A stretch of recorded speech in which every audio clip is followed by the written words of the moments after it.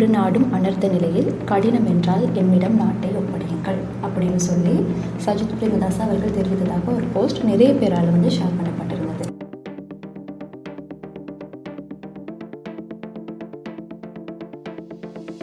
ஒரு புகைப்படம் வெளியாகி இருந்தது. கம்பளையில் ஒரு உயிரிழந்தவர்களின் உடல்கள் குவிக்கப்பட்டிருந்ததனை போன்ற ஒரு புகைப்படம் வெளியாகி இருந்தது.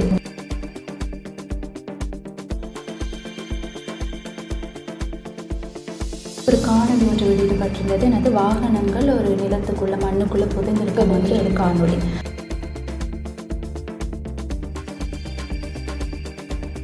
இதை நிறைய பேர் நம்பி இருந்தாங்க. ஒரு யானையின் மீது சிறுத்தை ஏறி இந்த வெள்ளத்தில் அதன் உயிரை காப்பாற்றிக்க முற்படுது அப்படின்னு சொல்லிட்டு.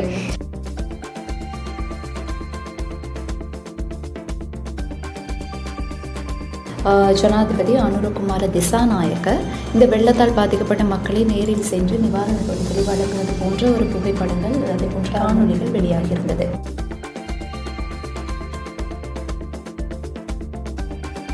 இந்த பாகிஸ்தான் வழங்கிய நிவாரணப் பொருட்கள் காலாவதியான பொருட்கள்னு சொல்லி ஒரு ஃபோட்டோ பரவலாக பகிரப்படும் ஃபோட்டோ மட்டும் இல்லாமல் இந்த ஒரு டேட்டை வச்சு தான் சொல்லியிருந்தாங்க.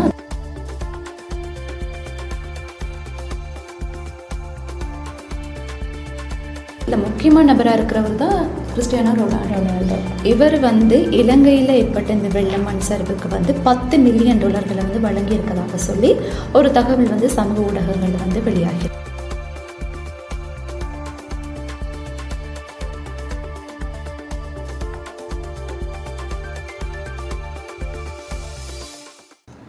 வணக்கம் சுஜி. வணக்கம் சரண்யா. ஆமாம் சுஜி, இது கடந்த வாரம் என்பது இலங்கையின் வரலாற்றில் ஒரு மறக்க முடியாத வாரமாக அமைந்திருந்தது. காரணம், பேரிடர் ஒன்று ஏற்பட்டிருந்தது. இந்த பேரிடரின் காரணமாக சுமார் 450க்கும் மேற்பட்டோர் உயிரிழந்திருந்தனர். அதே சந்தர்ப்பத்தில் 350க்கும் மேற்பட்டோர் காணாமல் போயுள்ளார்கள். அதன் அடிப்படையில் தான் இந்த சமூக ஊடக பயனர்கள் தற்போது இலங்கையை பொறுத்தவரையில் பாடசாலை மாணவர்கள் தொட்டு அதே போன்று முதியவர்கள் வரை இந்த சமூக ஊடகங்களை பயன்படுத்துகிறார்கள். இந்த சந்தர்ப்பத்திலும் கூட வருகின்ற அந்த நிறைய போஸ்ட் இது சம்மந்தமாக வந்தது. இந்த போஸ்ட்டுகள் சரியா பிழையா அப்படின்னு சரி பார்க்காமலே நிறைய பேர் ஷேர் பண்ணியிருந்தாங்க. இது பெரிய அளவில் இந்த பாதிக்கப்பட்டவர்களாக இருக்கலாம், அதே போன்று சில உறவுகளை தேடிக்கொண்டு இருப்பவர்களாக இருக்கலாம். அவர்களுக்குமே ஒரு மன அழுத்தத்தை ஏற்படுத்தக்கூடிய ஒரு வாய்ப்பை தான் இந்த மாதிரியான போஸ்ட் ஏற்படுத்தியிருந்தது. அதன் அடிப்படையில் இந்த இடரோடு தொடர்புபடுத்திய பல்வேறு விடயங்களை நாம் பார்த்தோமானால், எதிர்க்கட்சி தலைவர் சஜித் பிரேமதாஸ் அவர் தெரிவித்ததாக ஒரு கருத்து தான் சமூக ஊடகங்கள் வாயிலாக பகிரப்பட்டிருந்தது. அதாவது, முழு நாடும் அனர்த்த நிலையில் கடினம் என்றால் எம்மிடம் நாட்டை ஒப்படையுங்கள் அப்படின்னு சொல்லி சஜித் பிரேமதாஸ் அவர்கள் தெரிவித்ததாக ஒரு போஸ்ட் நிறைய பேரால் ஷேர் பண்ணப்பட்டிருந்தது. இது ஒரு பிரதான ஊடகத்தில் தான் அது மெயினாகவே போயிருந்தது. உண்மையிலுமே சஜித் பிரேமதாஸ் இப்படி சொன்னாரா சுஜி? ஆமாம், நவம்பர் மாதம் 27 பாராளுமன்றம் அமர்வுகளின் போது, அதாவது வரவு செலவு திட்டம் தொடர்பான விவாதங்கள் தொடர்ந்து இடம்பெற்றது. அதன் போது விவசாயத்துறை சம்பந்தமாகவும் பேசப்பட்டிருந்தது. அதாவது 27 தான் இந்த விவசாயத்துறை தொடர்பான விவாதம் இடம்பெற்றது. இந்த சந்தர்ப்பத்தில், அதாவது இந்த இயற்கை அனர்த்த நிலையை கட்டுப்படுத்த முடியாவிட்டால் நாட்டை தம்மிடம் தந்து விடுமாறு அவர் இதன் போது தெரிவித்ததாக தான் தெரிவிக்கப்பட்டிருந்தது. இவர் அனர்த்த நிலைகள் தொடர்பில் அந்த விவாதத்திற்கு முன்னர் தெரிவித்திருந்தார். அதாவது விவசாயம் துறை சம்பந்தமான விவாதத்திற்கு முன்னர் நாட்டில் இடம்பெற்ற அனர்த்தங்கள் தொடர்பில் அவர் கருத்து தெரிவித்திருந்தார். காரணம், நவம்பர் 27 தான் இந்த அனர்த்தங்கள் இடம்பெற ஆரம்பித்தன. எனவே அதற்கு 2-3 நாட்களுக்கு முன்னர் இருந்தே கடும் மழை காணப்பட்டது. அந்த சந்தர்ப்பத்தில் இவர் அந்த அனர்த்தங்கள் தொடர்பில் கதைத்ததன் பின்னர் விவசாயத்துறை சம்பந்தமாக கதைத்திருந்தார். அந்த அந்த கருத்தின் போது அவர் விவசாயத்துறையை அபிவிருத்தி செய்ய வேண்டும், அவ்வாறு அபிவிருத்தி செய்ய முடியாவிட்டால் நாட்டை எனக்கு ஒப்படைக்கவும் என்பதனை அவர் தெரிவித்திருந்தார்.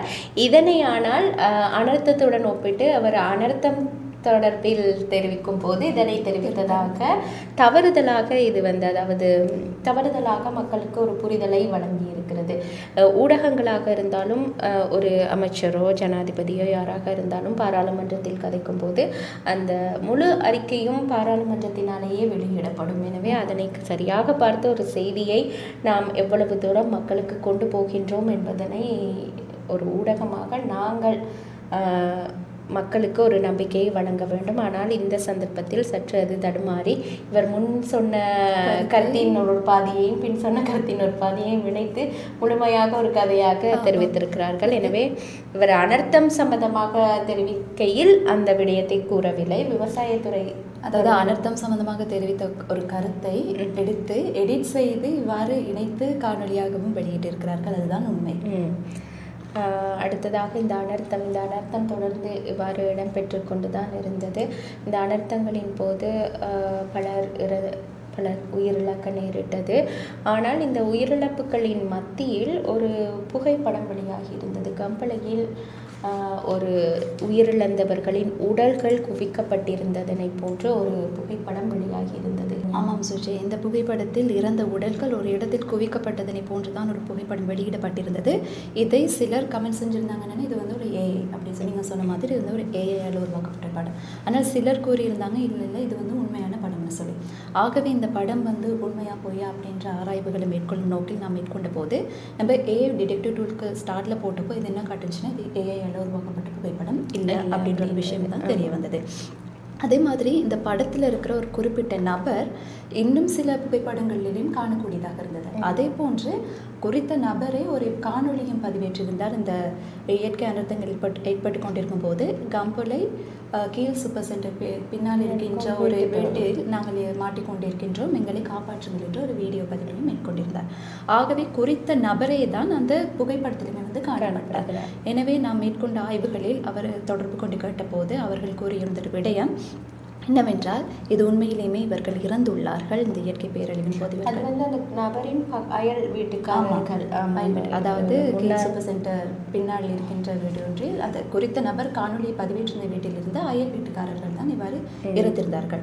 அந்த இறந்திருந்த குடும்பத்தினரும் வந்து ஓய்வு பெற்ற ஒரு போலீஸ் அதிகாரியின் கம்பளை போலீஸ் அதிகாரியின் குடும்ப உறுப்பினர்கள் என்பதுமே தெரிய வந்தது இல்லையா சுஜி?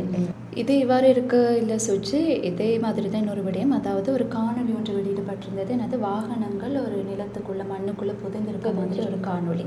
உண்மையிலுமே வந்து நிறைய வாகனங்கள் புதைந்தது, வெள்ளத்தில் அடித்து செல்லப்பட்டது, அது ஒரு புறம் இருக்க, ஆனால் சில காட்சிகள் சில புகைப்படங்கள் போலியாக வந்து பரப்பப்பட்டது. அதன் அடிப்படையில் தான் ஒரு போஸ்ட் ஒன்று வெளியாகியிருந்தது.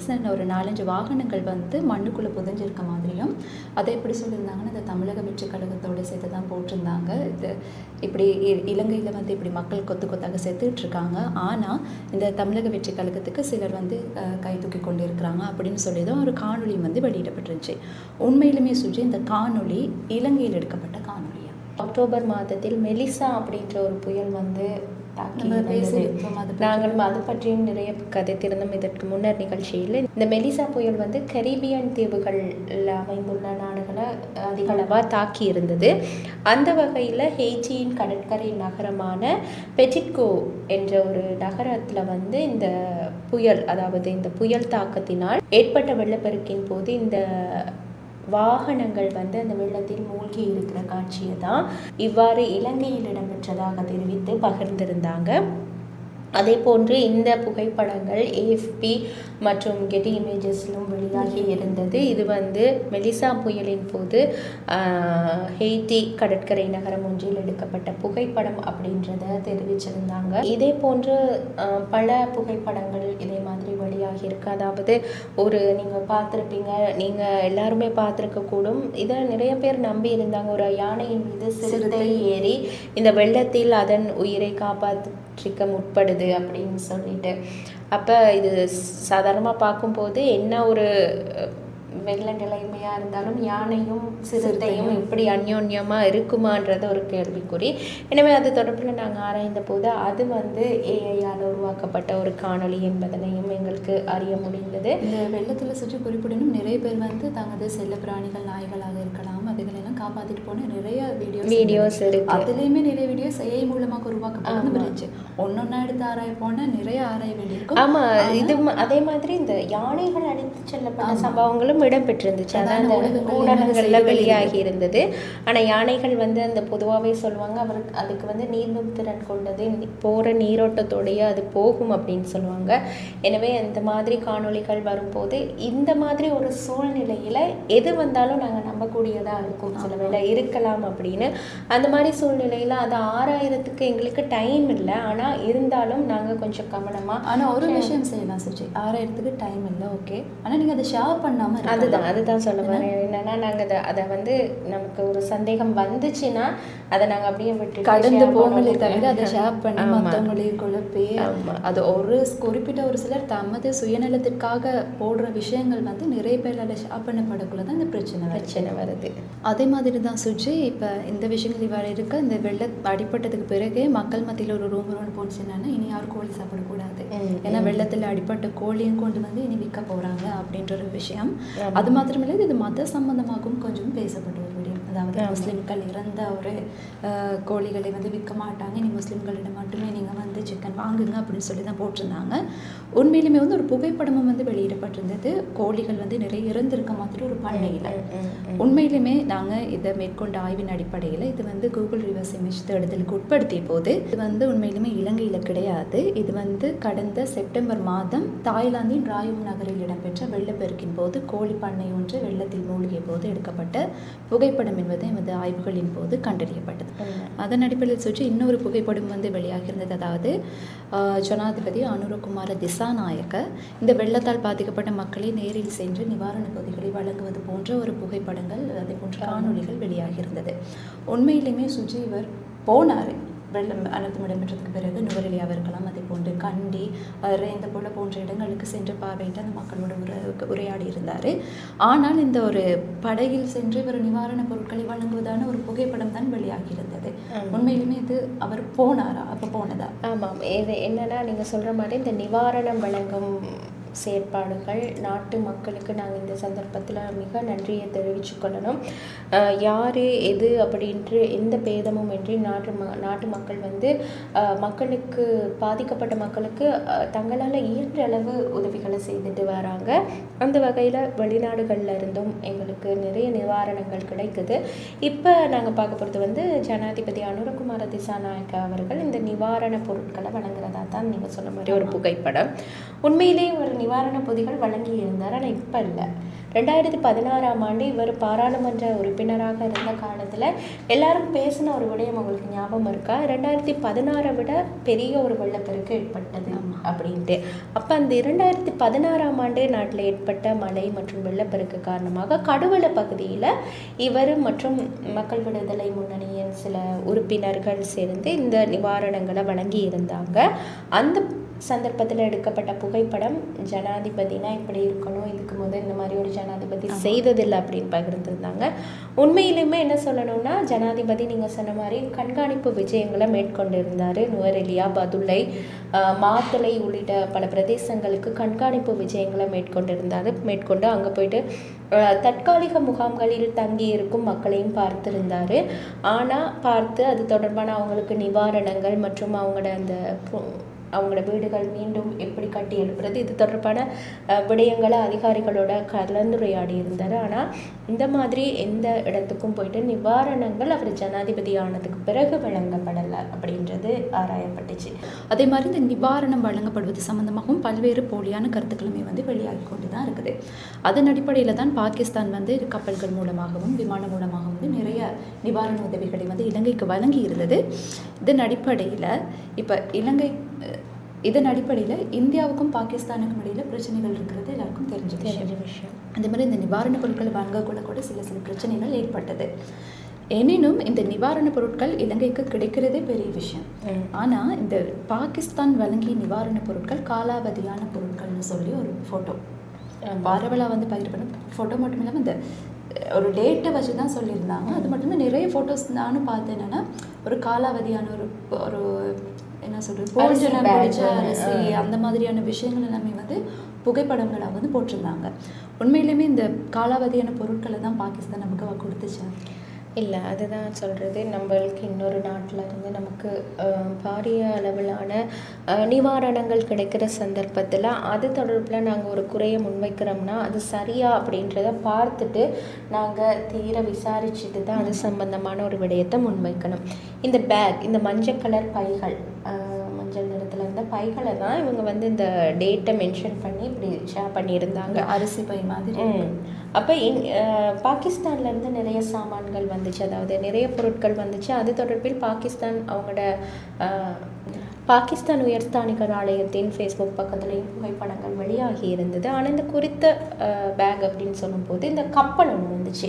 இந்த கப்பலில் என்ன நடந்துச்சுன்னா, ஸ்ரீலங்காவில் இருக்க சில பொருட்கள் வாங்கி அவங்க பேக் பண்ணி மக்களுக்கு கொடுத்தாங்க. சில அத்தியாவசிய பொருட்கள், சாதாரணமாக சொல்லலாமே, நாங்கள் இப்போ இங்கே இருக்க மக்கள் வந்து இங்கே இருக்க சில நிவாரண மருந்துகள் அந்த மாதிரி சில விஷயங்களுக்கு பழக்கப்பட்டிருப்பாங்க. அது நாங்கள் இந்தியாவோ இல்லாட்டி வெளிநாடுகள்லேருந்து வரும்போது அது எங்களுக்கு ஒவ்வாமையை ஏற்படுத்தக்கூடியதாக சொன்னால் சுஜி. இப்போ வெங்காயம் வந்து பாகிஸ்தானில் நிறைய இறக்குமதி செய்யப்படுது. ஆனால் உள்நாட்டில் இருக்கிறவங்க அந்த பாகிஸ்தான் வெங்காயத்துக்கே பெருசாக விருப்பம் காட்டுறாங்க. அந்த மாதிரி சில விஷயங்கள். அப்போ இவங்க என்ன செய்கிறாங்க, கொள்வனவு செய்த பொருட்களை ஒரு மஞ்சள் கலர் பையில் தான் போடுறாங்க. இந்த பை வந்து அரிசி பை. இது வந்து பை மட்டும்தான் உண்மை, அதாவது வெற்று பை, எம்டி பேக்குக்குள்ளே இந்த பொருட்களை போட்டு பேக் பண்ணி அவங்க கொடுக்குறாங்க. அந்த பேக் வந்து காலாவதியான ஒரு டேட்டில் இருக்குது. மற்றபடி அதுக்குள்ளே இருந்த பொருட்கள் வந்து காலாவதியான பொருட்கள் இல்லை.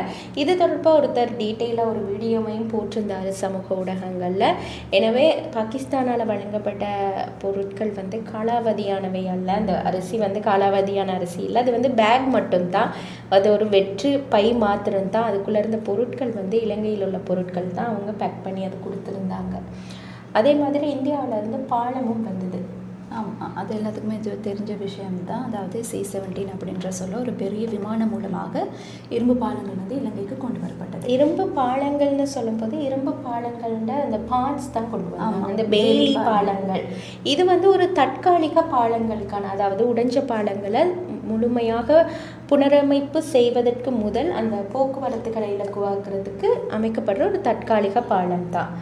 ஆனால் இப்போ எப்படி வருதுன்னா, இந்த பாலத்தை வந்து அந்த C-17 நீங்கள் சொன்ன மாதிரி விமானம் வந்து தூக்கிட்டு வர மாதிரி தான் இருக்குதுன்னா. ஆமாம் சுஜி, உண்மையிலேயுமே பார்த்தமா இருந்தால் அந்த விமானம் மூலமாக இந்த பாலங்கள் அவ்வாறு அந்த ஃபோட்டோவில் குறிப்பிடுற மாதிரி கொண்டு வரப்படலை. இந்த பாலங்கள் விமானத்துக்கு உள்ளே தான் வச்சு கொண்டு வந்திருக்காங்க. சுமார் 130 தொன் எடைக்கூடிய இந்த பாலங்கள் வந்து கொண்டுட்டு வந்திருக்காங்க. ஆனால் இந்த சோஷியல் மீடியாவில் சொல்கிற மாதிரி பாலங்கள் கொண்டுட்டு வரப்படலை. சாதாரணமாக சொல்கிறாங்க, அந்த அளவு ஒரு வெயிட்டை வந்து அந்த விமானம் தாங்காது. இது ஒரு சாதாரணமாக யாருக்கும் தெரிஞ்ச ஒரு விடயம். இது வந்து இந்த குறிப்பிட்ட இந்த புகைப்படம் காணொலியெல்லாம் வந்து ஏஐயால் உருவாக்குனது அப்படின்றதையும் நாங்கள் எங்களோட ஆய்வில் கண்டறிஞ்சிருந்தோம்.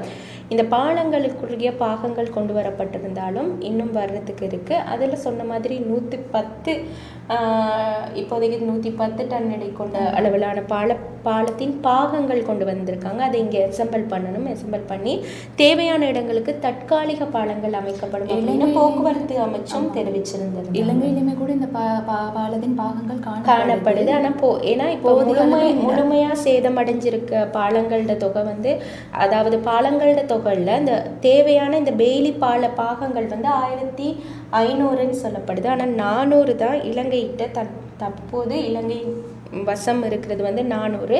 எனவே மிகுதியை வந்து நாங்கள் வெளிநாடுகள்லேருந்து எடுக்கணும். அது மாதிரி ஜெர்மன் உள்ளிட்ட சில நாடுகள் வந்து தர்றதுக்கு முன் வந்திருக்காங்க. இந்தியாவிலேருந்து இன்னொரு பேட்ச் பாலமும் இந்த வேலி பாலங்கள் வர இருக்குது.